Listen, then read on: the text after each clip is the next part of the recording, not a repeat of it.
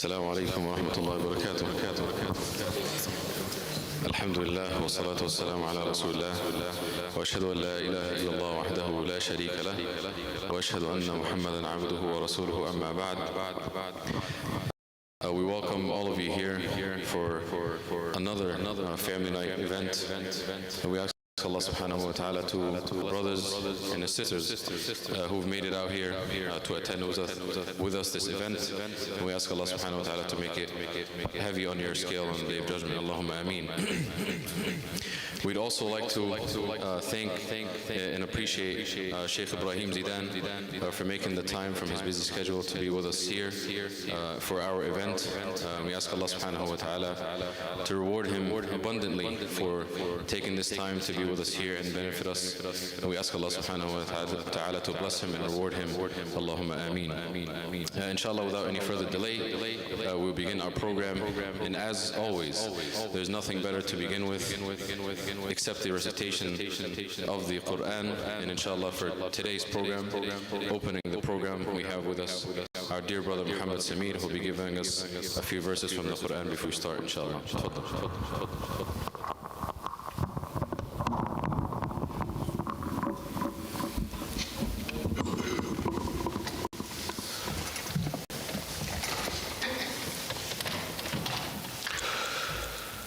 أعوذ بالله من الشيطان الرجيم. بسم الله الرحمن الرحيم. حاميم. تنزيل الكتاب من الله العزيز العليم. غافر الذنب وقابل التوب شديد العقاب ذي الطول. لا إله إلا هو إليه المصير. ما يجادل في آيات الله إلا الذين كفروا فلا يغررك تقلبهم في البلاد. كذبت قبلهم قوم نوح والأحزاب من بعدهم وهمت كل أمة برسولهم ليأخذوه وجادلوا بالباطل ليدحضوا به الحق فأخذتهم فكيف كان عقاب. وكذلك حقت كلمة ربك على الذين كفروا أنهم أصحاب النار. الذين يحملون العرش ومن حوله يسبحون بحمد ربهم ويؤمنون به ويستغفرون للذين آمنوا ربنا وسعت كل شيء رحمة وعلما فاغفر للذين تابوا واتبعوا سبيلك وقهم عذاب الجحيم. ربنا وأدخلهم جنات عدن التي وعدتهم ومن صلح من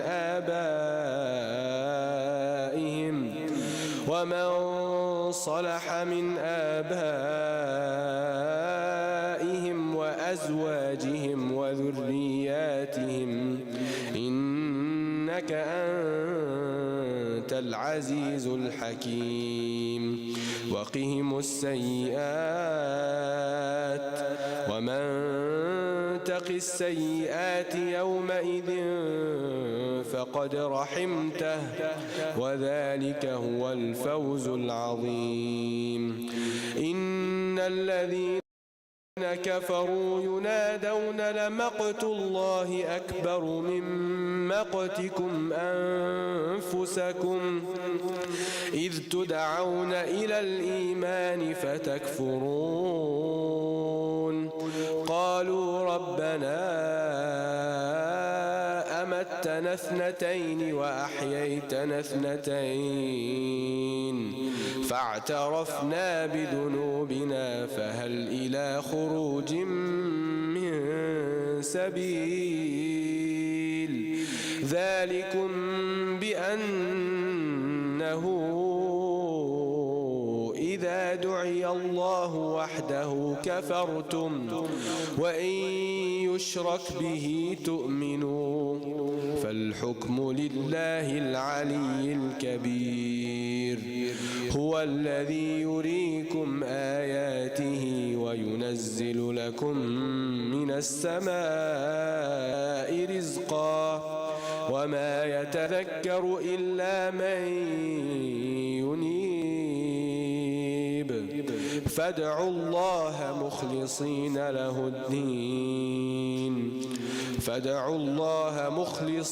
له الدين ولو كره الكافرون.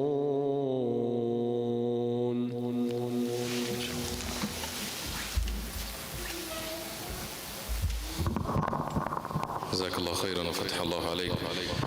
Muhammad Samir is one of our graduates from Al-Minhal Academy years ago, and he's now, alhamdulillah, helping us with the Tahfidh program. Ask Allah subhanahu wa ta'ala to strengthen him and to reward him and to keep us all in him guided. Allahumma ameen. Without further ado, inshallah, we would like to begin our program with Sheikh Ibrahim. إن الحمد لله نحمده ونستعينه ونستغفره ونعوذ بالله من شرور أنفسنا ومن سيئات أعمالنا من يهديه الله فلا مضل له ومن يضلل فلا هادي له وأشهد أن لا إله إلا الله وحده لا شريك له وأشهد أن محمدا عبده ورسوله اللهم صل وسلم وبارك عليه وعلى آله وصحبه وسلم. The subject of the family, and I would like to add to it the family according to the ways of the early generations of Islam. Our understanding of this deen and the ayat that were recited, mashallah, yani ikhtiyarun muwaffaq, good choice, that this wahy that Allah subhanahu wa ta'ala revealed to the Prophet ﷺ, which is wahyan, Al-Quran wa Sunnah. Both are revelations from Allah. And what ought to be done with regards to the wahy, to the revelation from Allah, is two things. For us to learn, to have the ilm, to know what Allah subhanahu wa ta'ala wants from us, because this wahy is the thing between us and Allah subhanahu wa ta'ala, as the Prophet ﷺ said about the Quran. That Al-Quran طرفه بيد الله وطرفه بأيديكم. The Quran has two ends, one with Allah subhanahu wa ta'ala and one with you.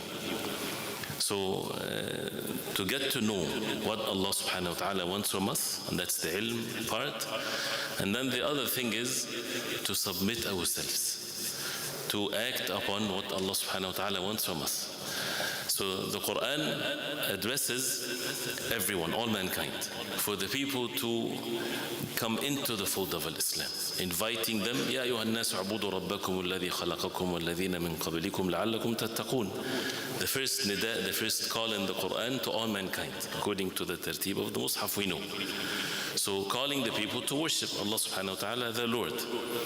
And then once they get into the fold of Islam, which is also before for people to understand that He's the Lord of the Alameen, so the people, they need to willingly submit themselves to Allah subhanahu wa ta'ala.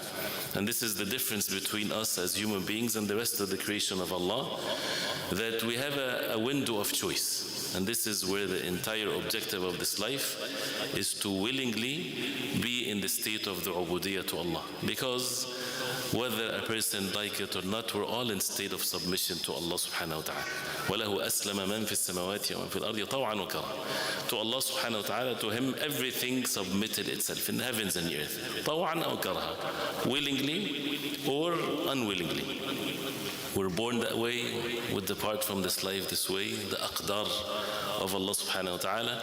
So the part that we need to choose, we need to fit everything together in the same way. So we to willingly submit ourselves to Allah subhanahu wa ta'ala. Once this is clear, any subject that we talk about in matters of the deen, when we have this foundation, the matter is easy. We're not going to be in a state of convincing with reason necessarily why we need to be upon this, why the husband should do this, why the wife should do that, for worldly benefit or this or that, even though everything is with the perfect wisdom from Allah subhanahu wa ta'ala. The believer is basically waiting to know what Allah subhanahu wa ta'ala wants from us, and they would submit themselves to Allah subhanahu wa ta'ala. This is extremely important when it comes to all matters of our life, and also when it comes to the Muslim family, because it's a relationship that involves two, initially the husband and the wife, and then if Allah subhanahu wa ta'ala will, for them to have children, and then relatives and so on. And that relationship is different than any other relationship, and that's why the Quran revealed the hadith of the Prophet ﷺ. And it's not based on the desires of the people, it's based on revelation from Allah. So things has to be observed according to what Allah subhanahu wa ta'ala wants from us. And that's why we have to always refer to the wahy, to the Quran and the Sunnah of the Prophet ﷺ.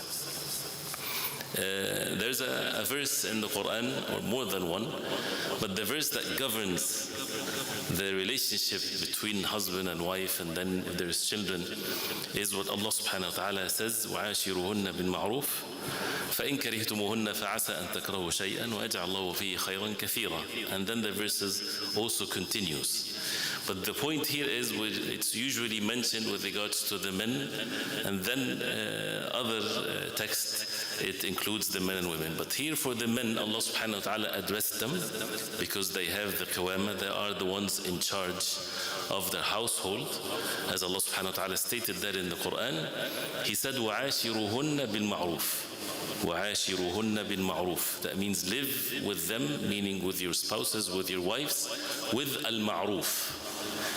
The knowledge of understanding this has to be according to how the Prophet ﷺ, the Sahaba radiallahu anhu understood it, the way the early generations of Islam understood this. Not that someone comes after 1400 years to twist the words to make it seem like linguistically you can do whatever you want. As Umar radiallahu anhu, he said, Al-Quran hammalu awjuh. Quran can give many meanings. So how would you know the proper meaning or the right meaning? That with the Sunnah of the Prophet ﷺ, فَإِذَا جَادَلُوكُمْ فِي الْقُرْآنِ فَجَادِلُوهُمْ بِالسُّنَّةِ. If they argue with you with the Quran, you return that back with the Sunnah of the Prophet ﷺ, his speech, his actions, what he approved of ﷺ. And also the hadith of the Prophet ﷺ, the hadith of Al-Ibad ibn Sariya, the famous hadith that in it the Prophet ﷺ, he said, فَإِنَّهُ مَا يَعِشْ مِنْكُمْ فَسَيَرَى اخْتِلَافًا كَثِيرًا. Whoever lives among you, he will see many differences, whether it's in Aqidah, whether it's in the way of understanding, whether also in these types of relationships, it's everything. So what to do when this happens? The Prophet ﷺ, he said, فَعَلَيْكُمْ بِسُنَّتِي وَسُنَّةِ الْخُلَفَاءِ الرَّاشِدِينَ الْمَهْدِينَ مِنْ بَعْدِ عَضُّوا عَلَيْهَا بِالنَّوَاجِذِ وَإِيَّاكُمْ وَمُحْدَثَاتِ الْأُمُورِ الْحَدِيثِ. Which means be upon my sunnah, and the sunnah, the way of the rightly guided Khalifa after me, Abu Bakr and Umar and Uthman and Ali radiallahu anhum, عَضُّوا عَلَيْهَا بِالنَّوَاجِذِ. Bite on it with your murder and be warned of the newly introduced matters and matters of the religion, hadith. So it's a long introduction, even though it's not long enough. Because once this is established in our hearts, then what is left is very easy and simple. And there's so many different things to be mentioned when we talk about the Muslim family and our duty and what we need to be upon.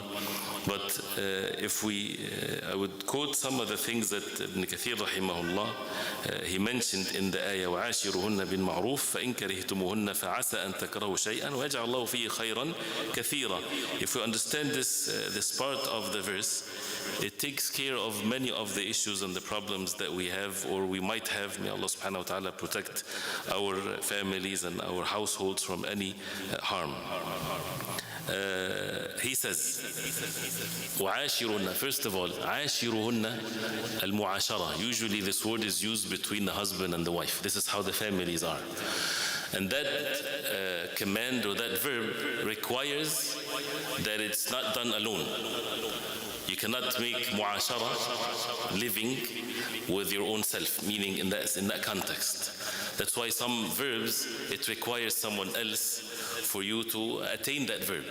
So there is no mu'ashara that can be perceived when a person is alone. When a person is living alone, he's not making mu'ashara. Mu'ashara, what does that mean? Living with someone.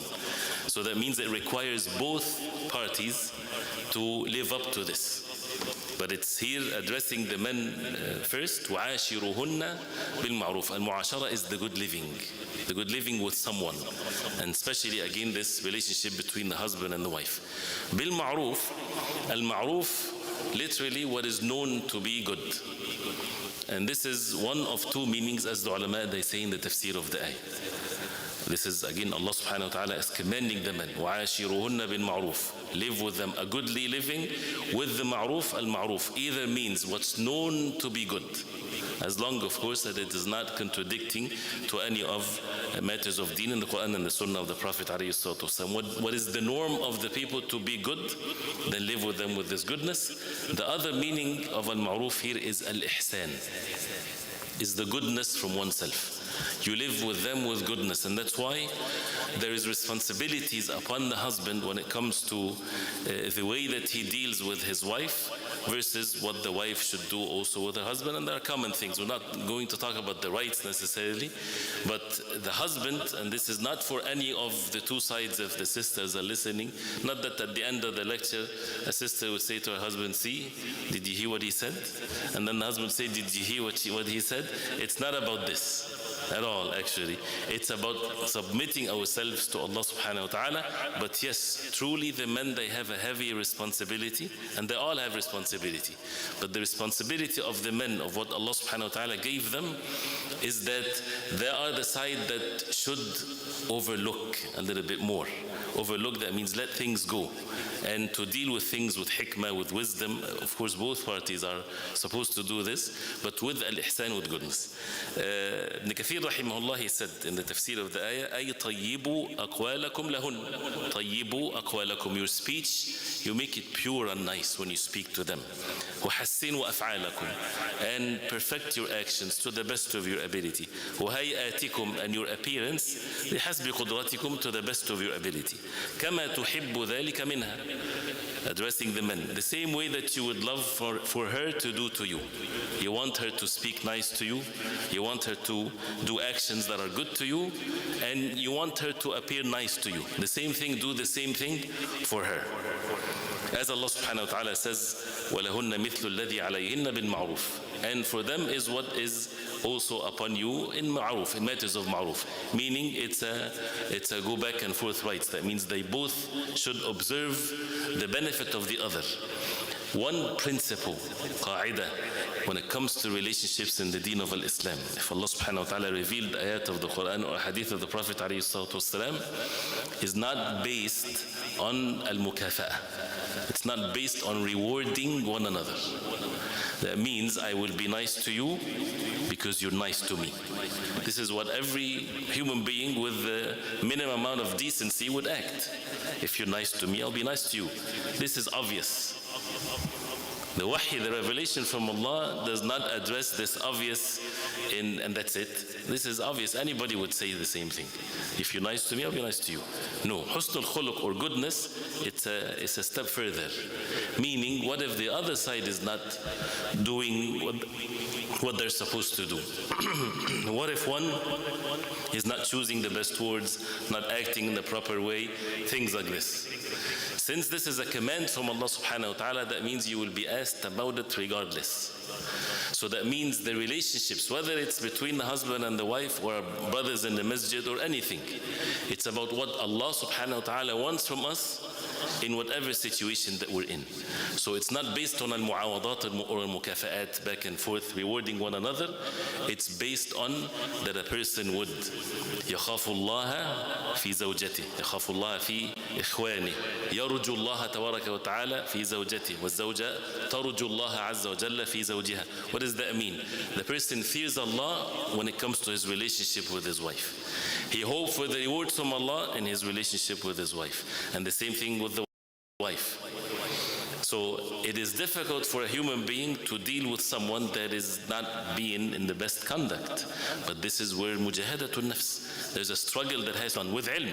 We're not talking about being extreme in this manner or to cancel completely our human feelings. But we have to go by what Allah subhanahu wa ta'ala wants from us and be patient.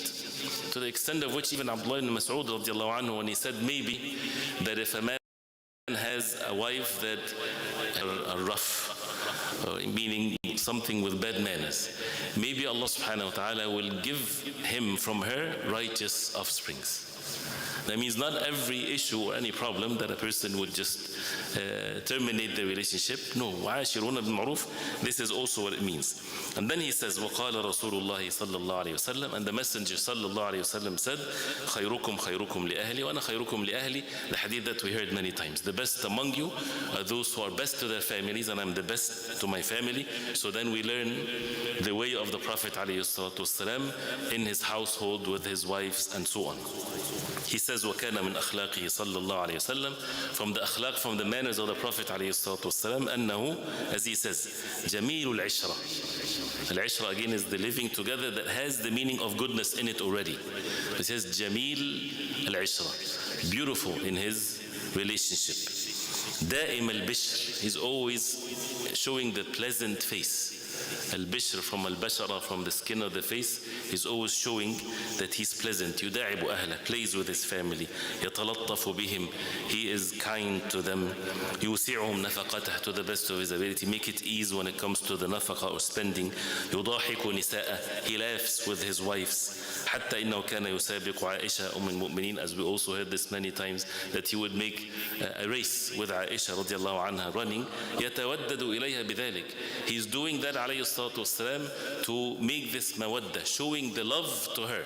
Not necessarily that he wants to run عليه الصلاة والسلام, but it's bringing himself into a level where he can bring this happiness in the other side. You know, not necessarily that the person, where is my part of this? It's not about what you would get from it, it's about the other side. Doing things for the sake of Allah, trying to please the other side, all for the sake of Allah subhanahu wa ta'ala. As he says here, يَتَوَدَّدُ إِلَيْهَا بِذَلِكَ, that he's making, and mawadda is showing the love by doing such a thing. And as he mentioned this narration, when she said سابقني رسول الله صلى الله عليه وسلم فسابقته, the Messenger صلى الله عليه وسلم, he سابقني, that means he said let's go race, and of course not in the presence of men, and he told the people to go forward, no one would see them whatsoever. So she said فسابقته, she beat him رضي الله عنها in running, and Allah knows best, you know, was that intentional or not. Allah, it's just that she beat him in the running. وذلك قبل أن أحمل اللحم, this is before I carried the meaning weight. ثم سابقته بعدما حملت اللحم فسبقني. Then I asked him for again to do this race after I gained some weight, so he beat me the next time. So he said, then هذه بتلك, this one is by the first one, now we're even. Right? This is, and he's the Messenger sallallahu alaihi wasallam. Some brothers, they only take this, let's go race. And that's the only time that, because this is the sunnah of the Prophet ﷺ. It's not about racing with your wife, but it's about this mawadda that needs to be observed as part of the deen of Allah subhanahu wa ta'ala. وَيَجْتَمِعُ نِسَاءُ كُلَّ لَيْلَ فِي بَيْتِ الَّتِي يَبِيتُ عَنْدَهَا يَأْكُلُ مَعَهُنَّ, till the end of what he said. And we have in the Messenger sallallahu alayhi wa sallam, لَقَدْ كَانَ لَكُمْ فِي رَسُولِ اللَّهِ أُسْوَةٌ حَسَنَةٌ لِمَنْ كَانَ يَرْجُو اللَّهَ وَالْيَوْمَ الْآخِرَ وَذَكَرَ اللَّهَ كَثِيرًا. We have in the Messenger sallallahu alayhi wa sallam the best example. For those who seek the hereafter, those who seek Allah subhanahu wa ta'ala and the pleasure of Allah and the hereafter. If it's about this dunya, this is the mukafa'at, this is the rewarding one another. We're not talking about this. Whoever wants the dunya and the pleasant feelings only in the dunya, this is not the subject. The subject is that the happiness and the goodness is a continuous one. Nothing would challenge whatsoever the end of things. وَأَنَّ إِلَىٰ رَبِّكَ الْمُنْتَهَى, to your Lord is the end of things. We all will die and we all return to Allah subhanahu wa ta'ala. And at the end, if you get married and you have children and you have wealth and you had the happiest life on the face of earth and wealth and so on, and then what? We'll leave all of this and everybody will return to Allah. So what matters is after this life. And that's why, before we continue, one of the ulama, Abu Walid al-Badi, has a very famous wasiyah to his son, al-wasiyah al-waladiyah. It's famous to be al-wasiyah al-waladiyah, giving wasiyah to his son, one of which that he said to him, and I won't quote the whole thing, but when he gave him the wasiyah to be upon al-iman, and this is another subject with regards to the children, to raise them upon the iman, to believe in Allah and the pillars of al-iman, and to warn them against what is evil, to warn them against shirk, as Luqman, he warned his son. The first thing, which is always amazing to think, this is the first thing that he commanded his son. Al-maw'idha is the admonition, is the reminder of the end of things, something to soften his heart.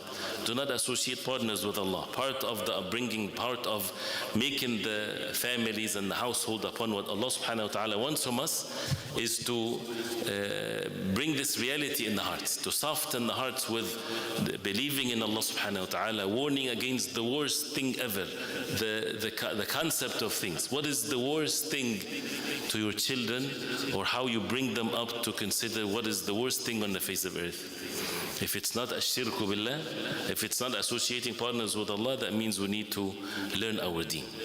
The worst thing ever. Doesn't mean that this is the only worst or the only bad thing, but the worst thing ever is what makes people in the hereafter being in the hellfire forever. And then warning against anything that can lead to this, and the sins and the haram and so on, but to teach them. So after he gave them these advices, and mashallah, very detailed, but one of the things that he mentioned to show the objective of this is what? It's not about this worldly life and that's it. He said something. He says, وَيَعْلَمُ اللَّهُ تَعَالَى شَوْقِي إِلَى ذَلِكَ.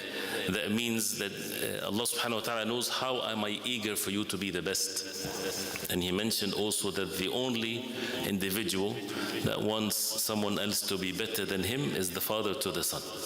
You won't find that in any other relationship. And then he says, وَحِرْصِ عَلَيْهِ كَمَا يَعْلَمُ إِشْفَاقِي. This is the point that I want to mention here.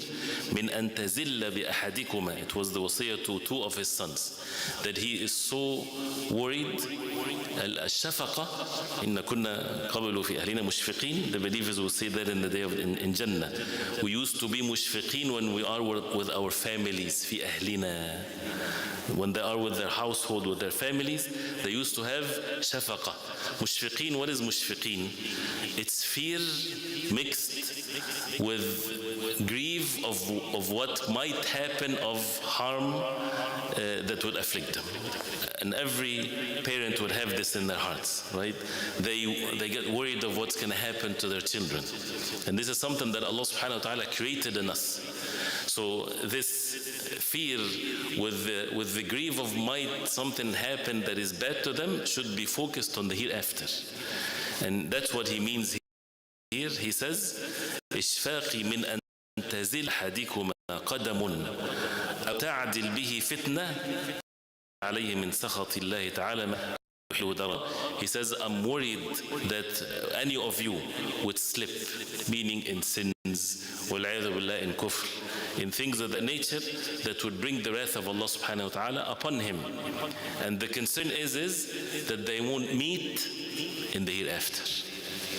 Because the relationships in this life, it only continues if they're upon al-iman, if they're upon the faith, and they die as Muslims, and they die upon the tawheed, as Yaqub, he gave the advice to his sons. لَا تَمُوتُنَّ إِلَّا وَأَنْتُمْ مُسْلِمُونَ. Do not die except as Muslims. So when they die as Muslims, and if they enter the Jannah of Allah subhanahu wa ta'ala, they will meet. And it's by the mercy of Allah that the higher one in Jannah will take with him the one of a lower level. والذين آمنوا واتبعتهم ذريتهم بإيمان ألحقنا بهم ذريتهم وما ألتناهم من عملهم من شيء. Those who believed, والذين اتبعتهم ذريتهم, those who their offsprings followed them with what? With al-iman. This is the objective. That we want to be upon al-iman ourselves, and the iman increases and decreases. This is the iman according to the people of Ahlul Sunnah wal Jama'ah, increases with the good deeds and decreases with the bad deeds. So we want to perfect our iman, and we want our offsprings to follow us in al-iman. And this is how they will be together in the Day of Judgment. And you add to this more in the environment that we're in. We're talking about iman al-kufri and kufri even. You know, when someone brought his family to a land where it's easy for them not to slip into sins, wal-'iyadhu billah, but to kufr, wal-'iyadhu billah, we are responsible. So that means we have to make sure we do the best we can. We take the means, we make dua with all the means that needs to be observed. But because of the time, we need to do this and to have in our hearts, and Allah subhanahu wa ta'ala sees what's in our hearts. The concern, but فَاقِدُ الشَّيْءِ لَا يُعْطِيهِ, the one that doesn't have it, he cannot give. If you don't have al-iman, how can you give al-iman to someone? Right? You cannot give sadaqah unless you have something to give sadaqah. So the parents, they need to be upon the same mission, both husbands and wife, not fighting with each other over their personal things here and forgetting the objectives of things. But rather the goal is to continue to be together after this life with matters of al-iman. They would follow one another. So he feared for his offspring that, you know, we want to continue that relationship, not just in this life. And also to give comfort to those, you know, some of the brothers, for example, they're reverts, or their families are not Muslims, or they died in the state of disbelief. Once a person dies, these relationships are severed forever. The one that created in us fear and hope and grief and sadness and all of that, He subhanahu wa ta'ala would remove this completely if a person is a believer versus someone else, there's a disbeliever. Nuh alayhi salam, his son was a disbeliever.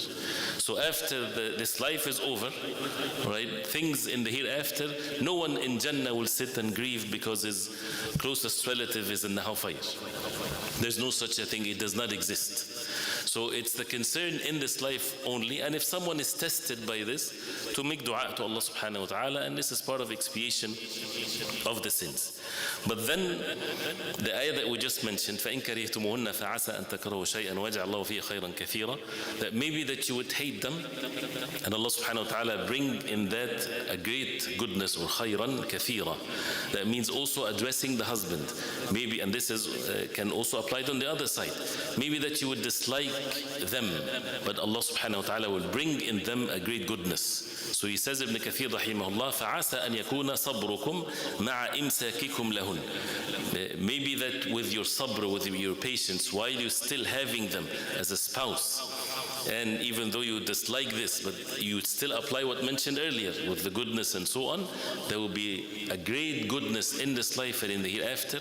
As Abdullah ibn Abbas radiallahu anhuma, he says, وَأَنْ يَعْطِفَ عَلَيْهَا فَيُرْزَقْ مِنْهَا وَلَدًا وَيَكُونُ فِي ذَلِكَ الْوَلَدْ خَيْرٌ كَثِيرٌ. Abdullah ibn Abbas and also Abdullah ibn Mas'ud said something the like of it, that maybe Allah subhanahu wa ta'ala will give him offspring from her that will bring all kinds of goodness, or any goodness, because it's left open like this. And we have the hadith of the Prophet ﷺ, beautiful hadith, لا يفرق مؤمن مؤمنة إن كره منها خلقا رضي من الآخر. يفرق mean يبغض. No believing man would hate his wife that is a believer. If he hates a manner in her, he would be pleased with something else. Nobody has all evil, nobody has all goodness, nobody's perfect. So instead of focusing on what is negative and what is bad, look at what is good. As long as she is righteous, and this is min mata'i hadhihi dunya, from the joy of this life, for a person to be given a righteous wife, and the same thing for the wife to have a righteous husband. One characteristic that is not good, one this or that, to overlook, as long as the deen and the rules of Allah subhanahu wa ta'ala are not severed whatsoever, are not compromised. And therefore, when we look into the text that governs this, whether it's for the men, استوصوا بالنساء خيرا, also as the Prophet ﷺ, he said, take well care of the women. And this is one of the last words of the Prophet ﷺ. And Sayyidul Nas al-Mutaghafil, as the ulama, they always mention that al-Mutaghafil, the one that overlooks the mistakes. He's not dwelling over every single shortcoming. He overlooks, as long as there's nothing against the deen of Allah. The small matters, cooked, didn't cook, clean or not clean, even though these things are important, but not to make fights focus on the objectives of things and work on fixing the other things, but without breaking the marriage or causing things. And that's why also observing these things in front of the children, that the child should always respect his mother and his father. So that's why one of the tactics to be done, and it should be coming from one's heart, that the wife, for example, the mother, she would never show any disrespect to her husband in front of the children. If she disrespects you between you in a private manner, it's okay. It doesn't mean that how dare you speak to me like this. It's not a call for someone to disrespect the other, definitely not. But the issue of pardoning one another, one of the rights that the ulama mentioned, the rights of a wife on her husband and vice versa, is that when they make a mistake, it's to pardon them, especially if they seek forgiveness, not to be non-forgiving and things of that nature. But the issue of respect, because you want your children to listen to their father, and you, even as they used to in the past, and they used to even warn the children when it comes to the father, when your father come, I will tell him, but of course you don't lie, you have to be truthful. Now they have to respect the father, and the same thing, the father should not show any disrespect to his wife in front of the children. So for example, when she says in front of the children, don't be harsh on him, he's still young, this in front of the child, this is dangerous. That means you're undermining what the father is when it comes to his authority and things of that nature. I know the time is running, but when we look at the hadith of the Prophet ﷺ and his actions as a husband and as a father, how he treated his daughters ﷺ, and also the Sahaba radiallahu anhum, and the same thing for the women. When you have this perfect combination, the husband is lenient, he's soft, he has the best manners, but at the same time when it comes to matters of deen, there's no compromisation of the deen whatsoever. And on the other side, the woman, she is, as Allah subhanahu wa ta'ala also explained in the Quran, 3 qualities, briefly. Allah subhanahu wa ta'ala talked about the Muslim woman, the wife. فَالصَّالِحَاتُ قَانِتَاتٌ حَافِظَاتٌ لِلْغَيْبِ بِمَا حَفِظَ اللَّهِ. فَالصَّالِحَات, she is salihah. She is a righteous woman, as-salah fi ad-din. She fears Allah. She submits herself to the commands of Allah. If Allah subhanahu wa ta'ala commanded to make salah, she makes salah. The commands of Allah to wear hijab, she wears hijab. Not the hijab that is necessarily everybody's wearing, but the hijab that Allah is pleased with. The hijab of the sahabiyat, the hijab of the early generations of Islam. This is the conditions of it to be observed.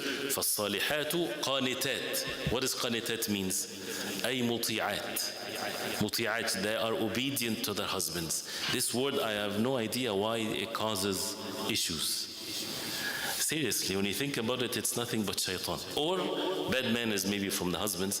But this is what Allah subhanahu wa ta'ala is commanding the Muslim women. This issue of at-ta'ah, or to be obedient, we all experience this in one form or the other. What's wrong with it? You would find sometimes the masses, they want to be disobedient to the rulers. Why? When you're supposed to obey them in ma'ruf, in matters of ma'ruf. You go to work and you have your boss telling you to do something. You have to obey, otherwise you're going to be fired. Right? The subject of obedience, there's always authorities in our life. Right? Whether it's in a place or institutions, we follow the rules. If they put the rules with the traffic lights and everything, say, I'm not going to be obedient to this, it doesn't make sense to me. No, you obey, but is it only when we get fined? Is that when we kind of obey and things like this? We shouldn't. And that's why, as Allah subhanahu wa ta'ala says, يَا أَيُّهَا الَّذِينَ آمَنُوا أَطِيعُوا اللَّهَ وَأَطِيعُوا الرَّسُولَ وَأُولِي الْأَمْرِ مِنكُمْ. Obey Allah and obey the Messenger sallallahu alaihi wasallam. This is the absolute obedience, complete blind obedience. Once we know, we obey, we submit. Other than that, in ma'ruf, not in sins, of course. And that's why when this is mentioned, the wife, yes, she's obedient to her husband in matters of ma'ruf. So the perfect combination is he has the best manners to his wife, and she is salihah, she's righteous, she's obedient to her husband. And فَالصَّالِحَاتُ قَانِتَاتٌ حَافِظَاتٌ لِلْغَيْبِ بِمَا حَفِظَ اللَّهِ. حَافِظَاتٌ لِلْغَيْبِ. Hafizat, they're guarding bil-ghayb. Al-ghayb is with the unseen. That has 2 meanings to it, and they're both correct. Of course, the first one, when it comes to the commands of Allah. If she's alone at home, the husband is outside, and she's alone, and it's the time for the salah. Does she need the husband to remind her of the salah? She would observe her salah, even if she's alone. Men, sometimes they get more help. I'm talking about the righteous ones.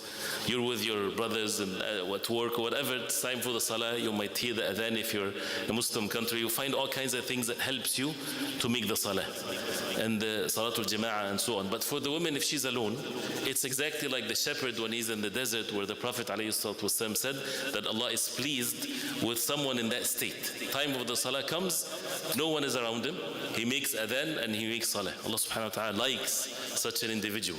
Oh, salatul isha.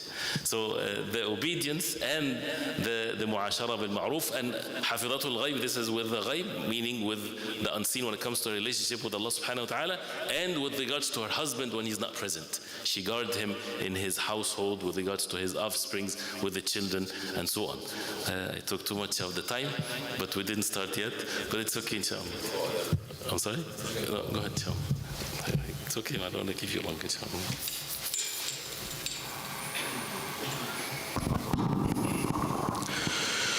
Allahu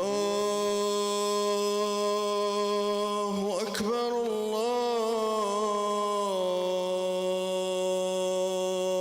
Allahu Akbar, Allahu Akbar, Allahu Akbar.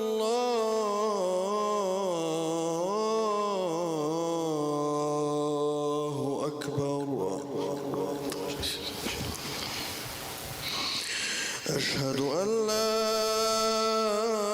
إله إلا الله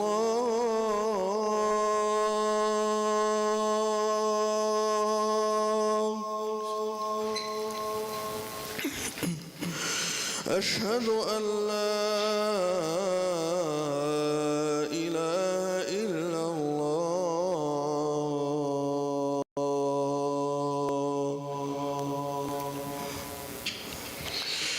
أشهد أن محمدًا رسول الله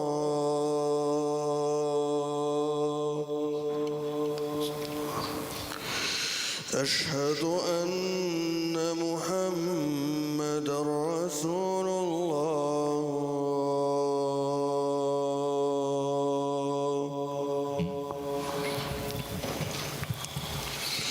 حي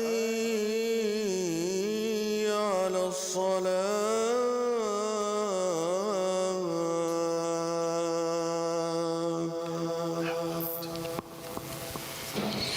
حي على الصلاة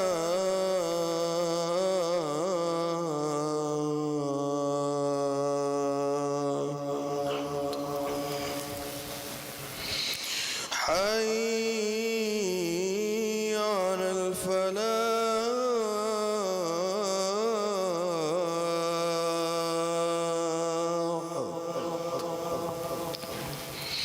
حي على الفلاح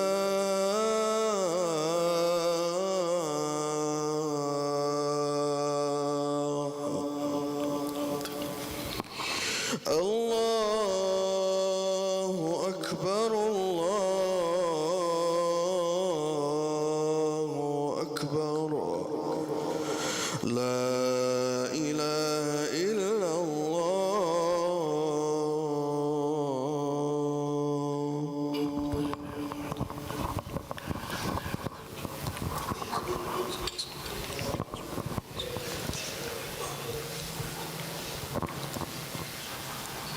Inshallah, we will carry on, and then until 7 o'clock we'll stop and then call the Iqamah and pray Isha and have dinner afterwards, inshallah. Jazakumullah.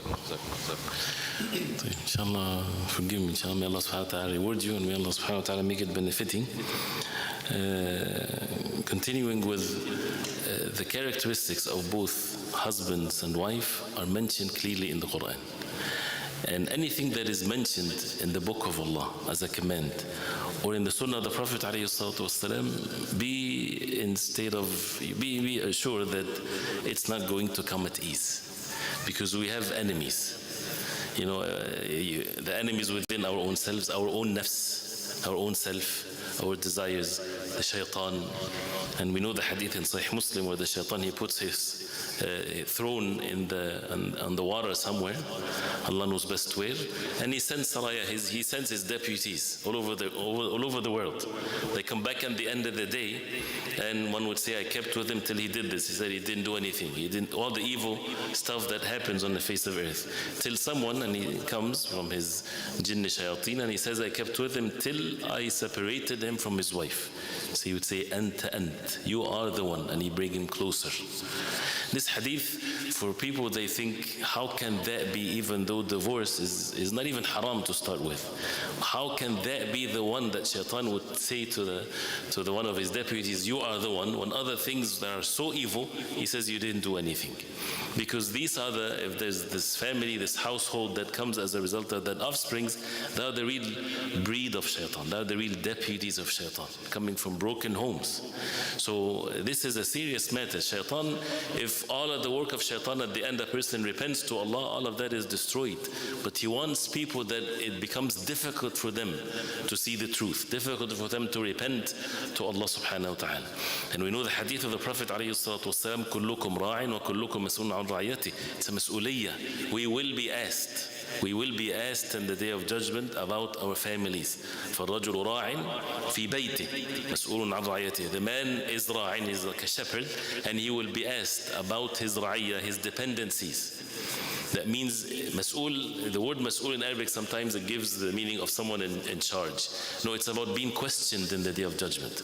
So when a person will be questioned about his iman, his salah, his ibadah, his sins, he will be asked about his wife, his children.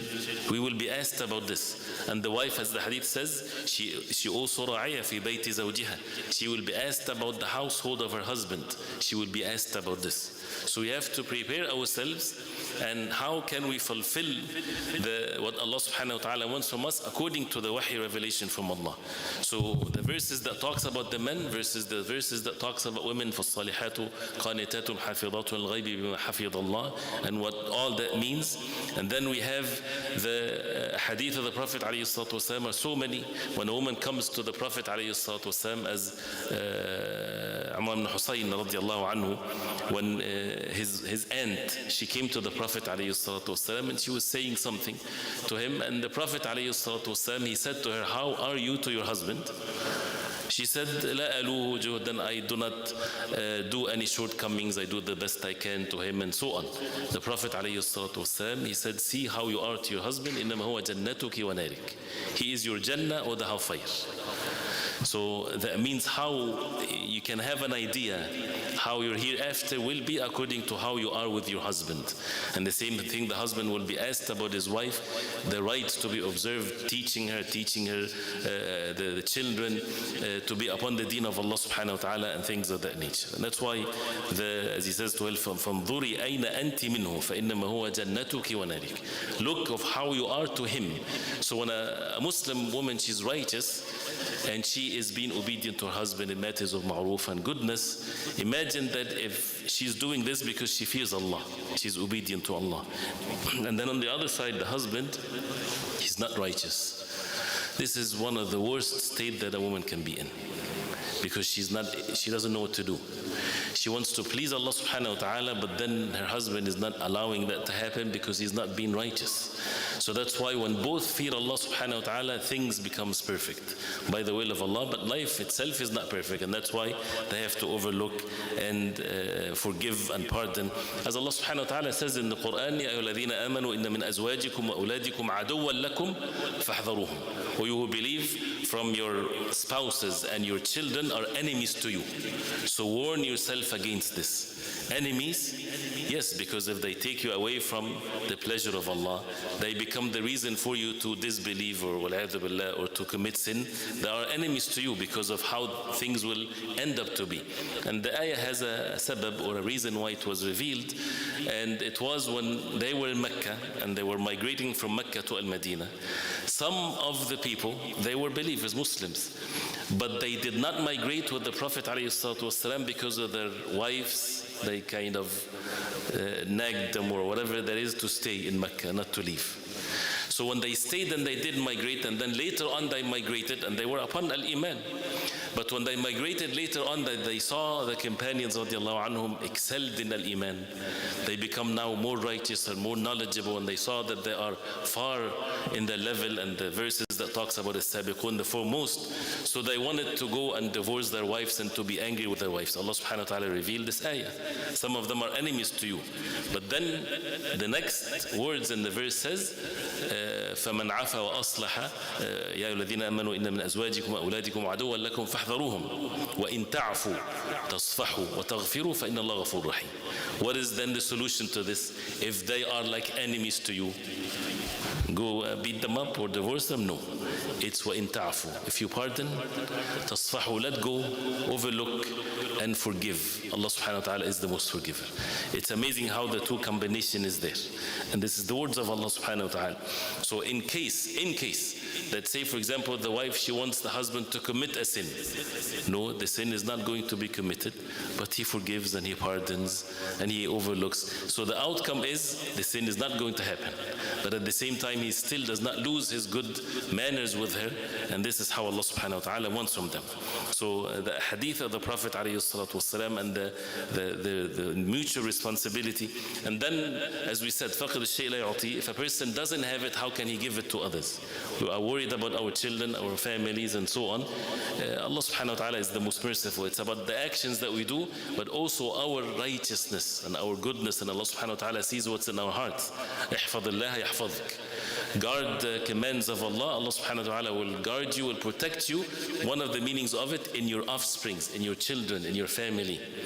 As Sa'id al-Musayyab rahimahullah from the Tabi'een, he said that I will be in salah, فَأَزِيدُ فِي صَلَاتِي أَتَذَكَّرُ وَلَدِي فَأَزِيدُ فِي صَلَاتِي. I'll be in salah, and then I remember my son, so I increase my salah.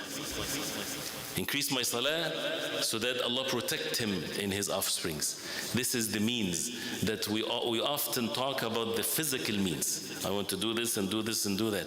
No, your relationship with Allah subhanahu wa ta'ala, your righteousness, you're waking up at night to make dua, praying 2 rak'ah, asking Allah subhanahu wa ta'ala for help, that Allah subhanahu wa ta'ala will guide your children for you, and you yourself, you're taking the means of guidance. This is the best and the strongest mean ever. And then what comes afterwards is by the will of Allah subhanahu wa ta'ala.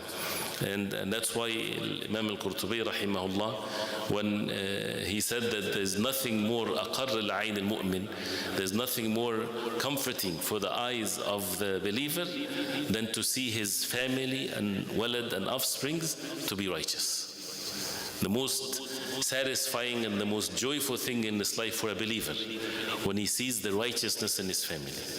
So this is, the concern is there, the obedience of Allah subhanahu wa ta'ala, and then to raise them upon the ilm, to teach. They have the right upon us to teach them the foundations of this deen, to be upon the tawheed, to warn them even against the shirk, al-bid'ah, the innovations in the deen.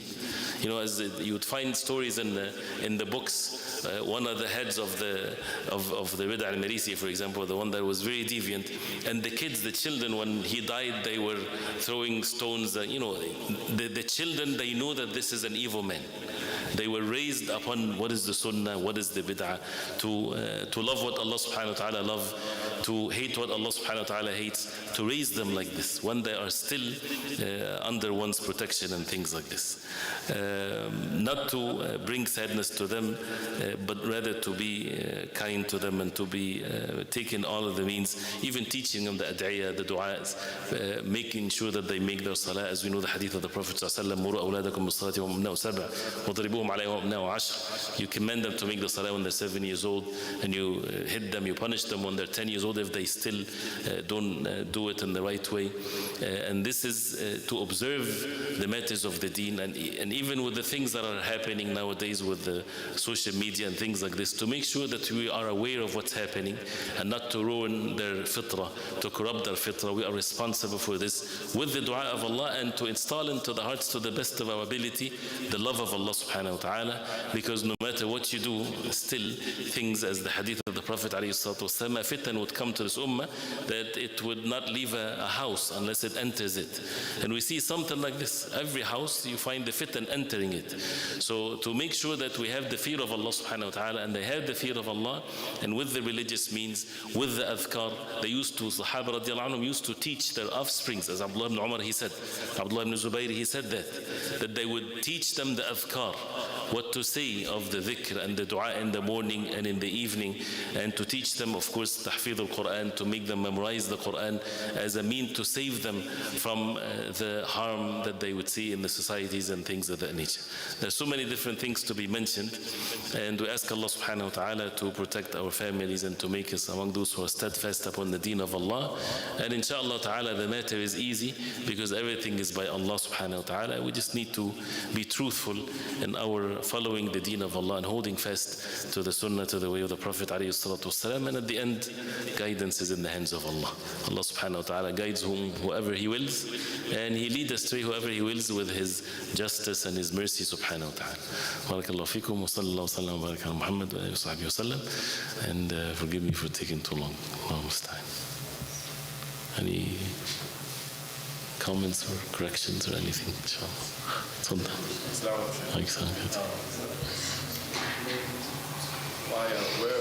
Where are we lacking when we consider success as far as academics, but we kind of, I don't want to say procrastinate, but kind of put to the side the Islamic things, or I guess anything deen related for our kids. So, for example, we'll rush to put our kids in the the best public school, and in the way when it comes to and obviously we love the deen. It's not that we don't like the deen, but we'll just put anything deen related to the side for them. We think that they're just knowing or hoping that they know who Allah is. As far as the question is what we want from our kids, whether it's success of this life or what exactly, and putting them in different schools and things like this. As mentioned in the beginning, what are we truthfully want from our children? We have to ask ourselves this question. You want them to be successful in this life, mashallah, and the hereafter, right? No problem. We can wish whatever we want, both in this life and in the hereafter. But what is the ultimate one in the hereafter? ربنا آتنا في الدنيا حسنة وفي الآخرة حسنة وقنا عذاب النار. But what is the thing that governs the other one? Dunya or the hereafter? The hereafter. The concern is the hereafter. If they are successful in this life and they enter the hellfire, that's not success. This is misery. So we want them to enter the Jannah of Allah subhanahu wa ta'ala. So the path to this is very easy. So what if a person is tested whether to choose something that he thinks it's good for his dunya and his worldly life, but it's in the path of disobeying Allah subhanahu wa ta'ala? The answer should not be of any hesitation whatsoever. We choose what is pleasing to Allah. This is to ourselves as adults. So the same thing, we raise our children the way that we want them to be.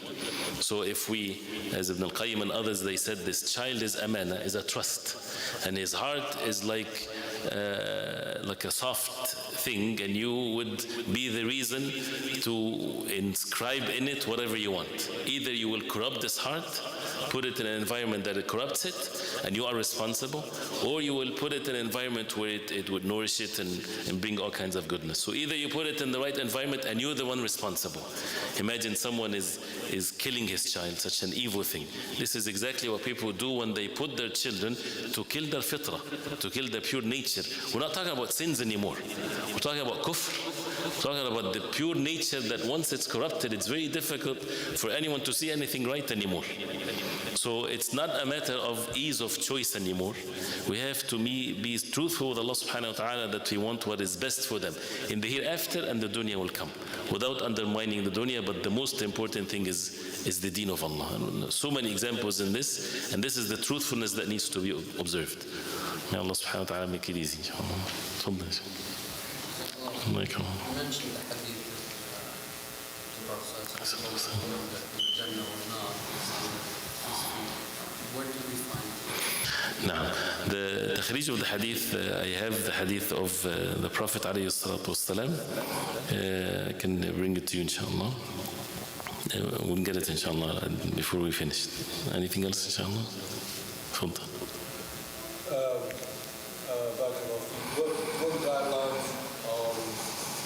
can we give in regards to our children watching TV or there's a lot of cartoons and a lot of shows and a lot of things that I feel like society presents to the children, to them to see, not just children, people in general. There's a lot of things that we are kind of like controlled with by, what we see, what is, apparent to us through screens, from social media, from TikTok, TV, and it has a great effect on us. So are there some guidelines or, is TV haram altogether, or how do we address this? Allah musta'an. Wallahi, this fitan of the screens now, that it's not anymore the fitan of the TV alone or something big that you have to carry and it's heavy to enter it in the home. It's in the palms of each and every one of us. So this is such a dangerous fitna, and when it comes to the responsibility of the parents, especially the husband and the wife should be in the same page with their husband. When your children are young, you should have the full responsibility to eliminate these things from them. And there is no need for them to be exposed to these types of things. But the problem is we have it as parents. So they come and sit next to us and they get this attachment. And those who are behind these screens are much stronger and powerful than us. They have many of them, not all of them, but the system of the devil is much stronger. That's why we have to struggle with our own selves to limit things, to make sure that it's correct, and we have to control this for them. We cannot leave them to be corrupted with whatever they want to see. You need to know who's their friends. You need to know also what they are watching. And one of the things with the internet, would you allow your child, for example, to go to a bar? Is it legal for a child to enter into a bar or to commit evil things in it? It's not allowed, but it's allowed in these types of things. And anything in the internet that you enter, that you go to, it's exactly like you physically went to these places, at least when it comes to good deeds or bad deeds. So ghiba is the same, applied whether it's by scrolling something or liking something or something like this. You make backbite of something, right? Or you approve of evil, wal'iyadhu billah, or you enter a store, for example, shopping. The sisters or even the brothers, when you go shopping, you had already try to take this upon yourself, as if I left my home now and I went to that store and I'm walking in the store. So now it's shopping in the middle of the night, during the morning, at all times. Where is the time that a person can worship Allah? So we have to have control over this, because we will be asked. You have your Wi-Fi at your home, you're the one that is paying for the bills and the phones and things like this. And then once they reach the age of puberty and they're adult, we should have already trained them, and everything at the end is by Allah subhanahu wa ta'ala. But when we have the ability, we should be extremely focused on controlling these environments, not to allow whatsoever anything that is against the deen of Allah, and to use it only in what is good. May Allah protect us. And Islamic schools is one of the ways that people need to support. It's not a luxurious thing anymore. It's something that is an obligation now, that people to be upon this. The hadith is in Sahih al-Jami', but originally it's from where? But it's in Sahih al-Jami', number 1509. Anything else, inshallah? طيب جزاكم الله خيرا وبارك الله فيكم. سبحانك اللهم ربنا وبحمدك أشهد أن لا إله إلا أنت أستغفرك وأتوب إليك.